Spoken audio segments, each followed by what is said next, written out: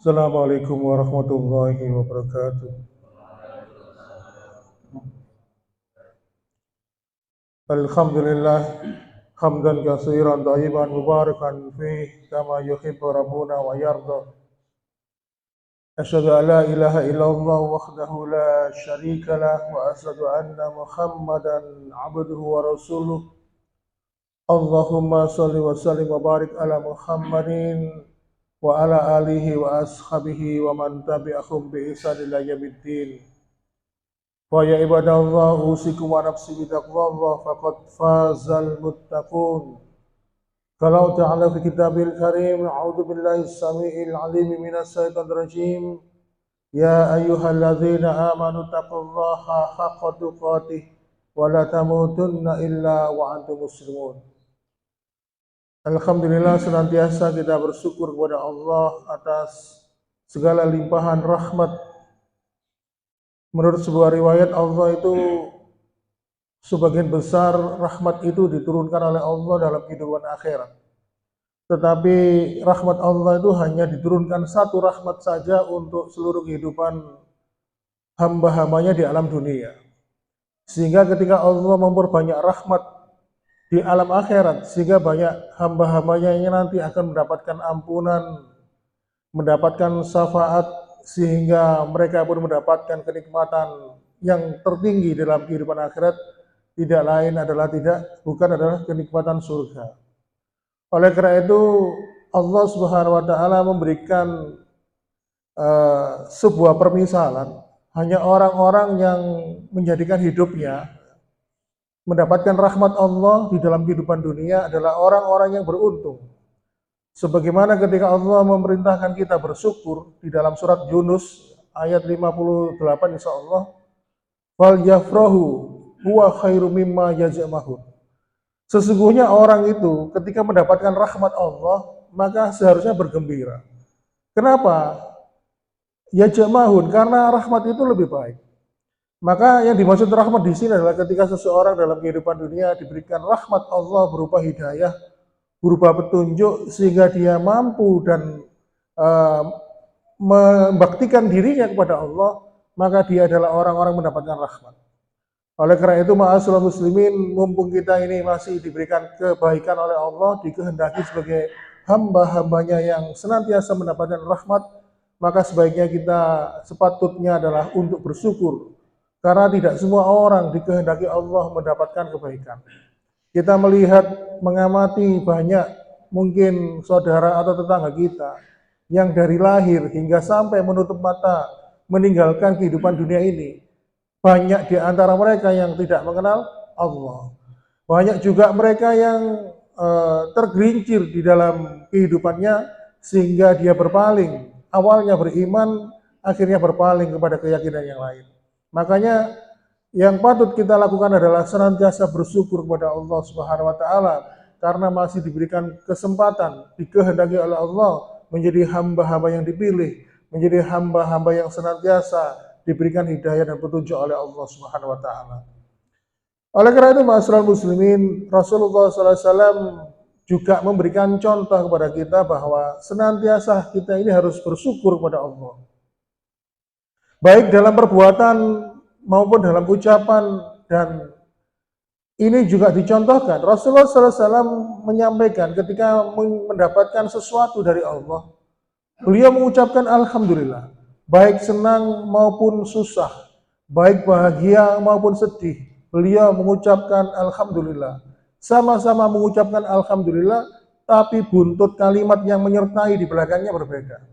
Ketika beliau mendapatkan kabar baik, mendapatkan kenikmatan dari Allah Subhanahu wa taala, Rasulullah SAW menyampaikan Alhamdulillahilladzi bi ni'matihi tatimus sholihah. Segala puji bagi Allah, dan dengan amalan-amalan itu sempurnalah, ya, dengan semua kenikmatan itu sempurnalah amalan-amalan soleh. Tetapi sebaliknya ketika Rasulullah SAW mendapatkan ujian atau mungkin mendapatkan musibah sehingga menyebabkan beliau ini sedih atau mendapatkan berita yang kurang baik, Rasulullah mengucapkan Alhamdulillah ala kulli hal. Segala puji bagi Allah yang berkuasa atas segala sesuatu. Yang jadi pertanyaan adalah, Kenapa Rasulullah SAW ketika mendapatkan sesuatu yang tidak enak, seperti musibah, ujian, atau mungkin berita buruk, tidak mengucapkan kalimat istirja, sebagaimana yang telah diperintahkan oleh Allah, dicontohkan oleh Allah di surat Al-Baqarah, Inna lillahi wa inna ilaihi rajiun, tetapi malah Rasulullah mengucapkan Alhamdulillah ala kulli hal. Menurut para ulama hadis, karena ada sebuah hadis yang diriwayatkan oleh Imam Ibnu Hibban, juga diriwayatkan oleh Imam Muslim, ma yusibul musibah min nasabin wala wasabin wala hamin wala hasmin, tidaklah menimpa seorang mukmin, entah dia itu menderita sakit, ya, atau mungkin dia merasakan hatinya sedih, atau mungkin dia merasakan kelelahan, hatta saukoti, bahkan jika dia berjalan kaki, lalu kemudian kakinya tertusuk duri, kecuali Allah akan menghapuskan segala dosa-dosa dan kesalahannya. Makanya Rasulullah SAW ketika mendapatkan sesuatu yang gak enak, yang membuat hatinya sedih, beliau mengucapkan Alhamdulillah ala kulli hal, segala puji bagi Allah yang berkuasa atas segala sesuatu. Kenapa? Karena kalau kita ini mendapatkan sesuatu yang tidak enak, entah itu ujian, musibah, dan sebagainya, kemudian kita mengucapkan Alhamdulillah ala kulli hal, maka Allah sesuai dengan janji Rasulullah tadi, maka Allah akan mengampuni dosa-dosa kita terkait dengan apa yang menimpa kita dalam hidup ini. Oleh karena itu, ma'asyiral muslimin wa zumratal mu'minin rahimakumullah, marilah kita senantiasa bersyukur, ya, atas setiap keadaan yang telah diberikan oleh Allah Subhanahu wa taala. Dan dalam hal ini juga sebagai pengingat, terutama untuk pribadi saya sendiri, bahwasanya bersyukur itu adalah salah satu sikap terbaik seorang hamba kepada Allah. Karena Allah tidak pernah lelah dan letih memberikan nikmatnya kepada kita, tetapi justru kita sebagai hambanya kadang sering membalas kenikmatan itu dengan perbuatan dosa dan maksiat. Baiklah ma'asyiral muslimin wa zumratal mu'minin rahimakumullah, itu sebagai mukadimah pada pertemuan kita pada pagi hari ini. Kita akan menginjak pada pembahasan yang baru, tapi sebenarnya pembahasan kita pada pagi hari ini masih ada hubungannya dengan pembahasan kita yang kemarin yang berkaitan dengan amal. Pada pembahasan yang lalu, ketika kita berbicara tentang amal, saya menyampaikan bahwa setiap diri kita, setiap manusia mempunyai potensi amal yang berbeda-beda. Sehingga ada yang mempunyai kelebihan di dalam puasa, di satu sisi dia mau sedekah harta, dia tidak berpunya. Ada orang yang diberikan pahala lewat sedekahnya karena dia mempunyai banyak harta, tetapi ibadah-ibadah lain dia kendor. Banyak yang kuat berdiri berlama-lama melakukan sholat atau sholat sunnah, tetapi di ibadah-ibadah yang lain dia tidak seperti yang demikian. Makanya setiap orang itu mempunyai potensi ibadah yang berbeda-beda, sehingga kita harus menemukan potensi kita, ibadah kita yang bagaimana. Oleh karena itu pada pembahasan kita pada pagi hari ini, Allah juga memberikan balasan berupa surga, sehingga Allah menjadikan surga itu ada beberapa pintu. Dan di total oleh para ulama, pintu-pintu surga itu jumlahnya ada 8. Kalau Allah tadi membagikan amal, setiap potensi amal yang berbeda-beda pada setiap orang, maka juga nanti Allah ketika memberikan surga kepada hamba-hambanya, juga dibagi-bagi sesuai dengan amal ibadah dan potensi amal yang dilakukan oleh seseorang. Jadi nanti di surga itu ada pintu sholat, ada pintu puasa, ada pintu sedekah, juga ada pintu jihad. Kemudian ada juga pintu aiman, yaitu bagi orang yang diberikan oleh Allah 70.000 orang yang masuk surga tanpa hisab, tanpa azab. Jadi tidak dihisab, tidak diazab, tidak dihukum dulu di neraka. Mereka 70.000 orang jumlahnya, dari umat terdahulu sampai umat terakhir dimasukkan surga. Siapakah mereka? Mereka yang tidak minta diruqyah. Kemudian mereka yang tidak menggunakan pengobatan, menggunakan sundutan api, atau misalnya besi panas atau yang dipanaskan dengan api terus kemudian ditempelkan, bukan begitu. Kemudian orang yang tidak percaya dengan tatayur atau takhayul atau hal-hal yang sifatnya mengarah kepada kesyirikan, Dan mereka ini selalu ridho, tidak pernah merasa sial dengan hidupnya. Kadang-kadang ada orang itu, waduh, dino apes nih. Akhirnya dia mendapatkan musibah. Tapi orang-orang yang dihindarkan oleh Allah dari hisab dan azab ini adalah 70.000 orang jumlahnya masuk surga tanpa azab, tanpa hisab. Mereka selalu ridho, tidak pernah merasa sial dalam kehidupannya. Kemudian ada juga pintu surga dari pintu ridho, di mana orang itu selalu ridho, menerima semua ketetapan dari Allah Subhanahu wa Ta'ala. Kemudian juga ada pintu surga yang namanya pintu taubat. Ketika ada seseorang yang bertobat dan taubatnya diterima oleh Allah Subhanahu wa Ta'ala. Dan yang kedelapan adalah pintu surga bagi orang-orang yang senantiasa memaafkan kesalahan orang lain. Oleh karena itu, ma'asyiral muslimin, pada pembahasan yang lalu kita membahas, setiap orang itu potensi amalnya berbeda-beda, maka Allah pun membalas amal-amal mereka ini dengan pintu surga yang berbeda-beda. Karena kita tidak bisa menjustifikasi, kalau misalnya saya ini kuat puasa, maka orang lain ketika tidak kuat puasa, kita tidak boleh merendahkan.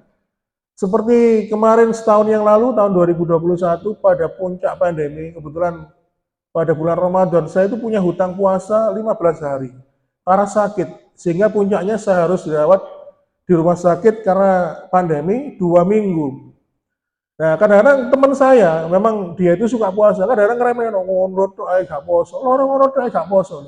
Ya, saya mengatakan, yuridullah bikumul yusra, wala yuridu bikumul usra. Allah itu memberikan kemudahan. Allah itu tidak ingin memberatkan hambanya. Kalau ada seseorang ya, yang nggak kuat puasa karena sakit, walaupun di pandangan teman saya tadi, dia itu kondisinya sehat, tapi orang itu kondisinya nggak sama. Makanya, Pak, kadang-kadang ini menjadi pelajaran kepada kita, jangan pernah menjustifikasi atau memandang rendah orang lain hanya karena potensi ibadahnya nggak sama. Kadang-kadang orang eh, yang berlebih hartanya kadang-kadang memandang remeh orang yang tidak berharta. Bisa jadi mereka tidak punya harta, tidak punya pangkat dan kedudukan, tetapi bisa masuk surga dari pintu surga yang lain yang sesuai Allah berikan untuknya. Oleh karena itu, ma'asyiral muslimin, Imam Malik mengatakan, innallaha qasamal a'mal kama qasamal arzak. Allah itu membagi amal sebagaimana ketika Allah itu juga membagi rezeki. Jadi ada orang yang dimampukan untuk sholat tetapi tidak dimampukan untuk puasa. Ada orang yang sholatnya biasa-biasa saja tapi sodakohnya juga luar biasa. Oleh karena itu, seperti Utsman bin Affan. Utsman bin Affan ini ketika diberikan kesempatan untuk khutbah Jumat, mengucapkan rukun khutbah. Rukun khutbah itu kan pertama memuji Allah, kemudian membaca salawat, berwasiat takwa, terus mengutip salah satu ayat Al-Quran, dan ada sekitar 3 atau 5 rukun khutbah yang harus dibaca. Menurut beberapa ulama mazhab ada perbedaan, ada yang 3, ada yang 5. Nah, ketika menyampaikan wasiat takwa, terus kemudian membaca ayat, Utsman bin Affan langsung mengakhiri khutbahnya. Jadi khutbahnya mungkin tidak ada sekitar 3 atau 5 menit. Tetapi sodakohnya luar biasa. Karena apa? Utsman bin Affan ini orangnya itu nggak bisa ngomong lama, nggak seperti kebanyakan kita. Kalau sudah ngomong di depan ini kadang-kadang ketika di mimbar itu kan ada tulisan mohon dibatasi maksimal durasi khutbah Jumat 15 menit. Kadang-kadang sampai setengah jam Kak, mari-mari khutbah ini. Nah, Utsman bin Affan ini ngomongnya irit banget, tetapi sodakohnya mengalahkan yang lain, sehingga sampai-sampai dia menghabiskan hartanya untuk bersedekah di jalan Allah, tetapi tetap Allah memberikan karunia kepadanya, sehingga Utsman bin Affan ini dikenal sebagai sahabat yang gemar bersedekah. Oleh karena itu, ma'asyiral muslimin wa zumratal mu'minin rahimakumullah, bisa jadi dia tidak banyak melakukan amal ibadah. Tidak banyak melakukan amal ibadah. Ya, yang wajib-wajib saja. Tetapi karena dia ini pernah ridho, pernah memaafkan kesalahan orang lain, dia menggunakan ibadah hatinya, menghilangkan penyakit hasad, maka Allah jadikan dia mendapatkan pintu surga dari pintu memaafkan. Karena apa? Allah mengatakan di surat Ali Imran ayat 134, wa kadzibinal ghaiza wal afina 'anil nas. Allah mencintai orang-orang yang menahan amarah dan orang-orang yang senantiasa memaafkan kesalahan orang lain. Makanya di dalam hal ini Allah tidak menjadikan pintu surga itu dari satu pintu. Banyak dari pintu-pintu yang lain. Oleh karena itu ma'asyiral muslimin, bisa jadi ada ibu-ibu ibadahnya biasa-biasa saja, sholat 5 waktu, berpuasa di bulan Ramadan ya. Sebagaimana ketika Rasulullah SAW, kalau ada seorang istri ya, dia ibadahnya biasa saja, ya, sholat 5 waktu, berpuasa di bulan Ramadan, tetapi seorang wanita ini yang sudah beristri menjadikan ridho kepada suaminya, dia berbakti kepada suaminya, maka Rasulullah SAW menyampaikan silahkan pilih masuk surga dari pintu manapun. Makanya pintu surga itu tidak hanya bisa didapat dari amalan tertentu. Oleh karena itu ma'asyiral muslimin wa zumratal mu'minin rahimakumullah, kita harus mengetahui ya, potensi kita itu di mana. Kalau terus terang kalau saya puasa itu nggak kuat, Pak. Nggak kuat dalam arti itu memang saya ada gangguan di pencernaan sehingga harus makan teratur. Karena saya tidak kuat puasa, ya, berarti saya harus mencari potensi ibadah yang lain. Apa misalnya? Begitu juga dengan ibadah-ibadah yang lain yang sekiranya bisa kita berikan apa. Makanya ada beberapa ustadz ya yang saya kenal, beliau tidak punya harta, beliau juga sering sakit karena bepergian kemana-mana, berceramah dan sebagainya. Akhirnya menjadikan amalan dakwahnya tadi, dia berdakwah ke sana kemari, dia mengharapkan itu menjadi jalan surga baginya. Oleh karena itu ma'asyiral muslimin wa sumratal mu'minin rahimakumullah, bisa jadi orang yang semalaman ya habis isak tidur sampai menjelang subuh dia baru bangun lebih selamat di hadapan Allah dibandingkan orang yang semalaman dia bangun untuk bertahajud kepada Allah. Kenapa? Karena di dalam hatinya ada ujub. Orang yang semalaman tadi malam dia itu sholat tahajud berkali-kali berdiri di hadapan Allah lama sampai dia membaca Al-Quran begitu panjangnya. Tetapi ketika dia berjalan dari rumahnya menuju masjid untuk sholat subuh, di dalam hatinya ada ujub. Dia merasa bangga dengan amalannya. Justru lebih selamat orang yang semalaman tidak sholat tahajud, dia tidur, menjelang subuh dia bangun, dia lebih selamat. Kenapa? Karena dia menghindarkan dari penyakit hati. Ujub dan riya itu beda. Kalau riya itu, kalau kita sholat, ya, kita membagus-baguskan gerakan sholat kita, supaya ada orang yang menilai, oh, wong iku rek kusuk ya. Tapi kalau ujub, itu ada perasaan bangga, merasa lebih di dalam hati kita. Kadang-kadang ini sering terjadi. Sekarang kan banyak ya kajian-kajian di mana-mana. Sampai kadang, oh ustadz saya ini luar biasa. Berarti ini kajian saya ini yang paling benar, yang lainnya nggak benar. Ada yang seperti itu. Oleh karena itu ma'asyiral muslimin wa sumratal mu'minin rahimakumullah. Ada seorang sahabat, ya, Rasulullah SAW itu sampai mengatakan, Yadlak fikum min akhlil jannah. Sebentar lagi ada seorang laki-laki, dia calon penghuni surga. Ketika Rasulullah SAW bermajelis di masjid, lalu datanglah laki-laki Ansor. Lalu dia kemudian masuk masjid, ya, terlebih dulu berwudu, lalu sholat sunnah, tahiyatul masjid, lalu ikut bermajelis. Berikutnya hari kedua, Rasulullah SAW mengatakan, Yadlak fikum min akhlil jannah. Sebentar lagi ada seorang laki-laki penghuni surga. Dan ternyata setelah dia mati, laki-lagi kemarin. Lalu pada hari ketiga Rasulullah SAW mengatakan Yadlak fikum min ahlil jannah. Sebentar lagi ada seorang laki-laki calon penghuni surga. Dan dilihat, loh, ini kan laki kemarin. Rasulullah SAW mengatakan 3 kali berturut-turut. Dan Rasulullah berkata sesuai dengan apa? Wahyu dari Allah, petunjuk dari Allah. Pasti Rasulullah nggak bohong. Akhirnya apa?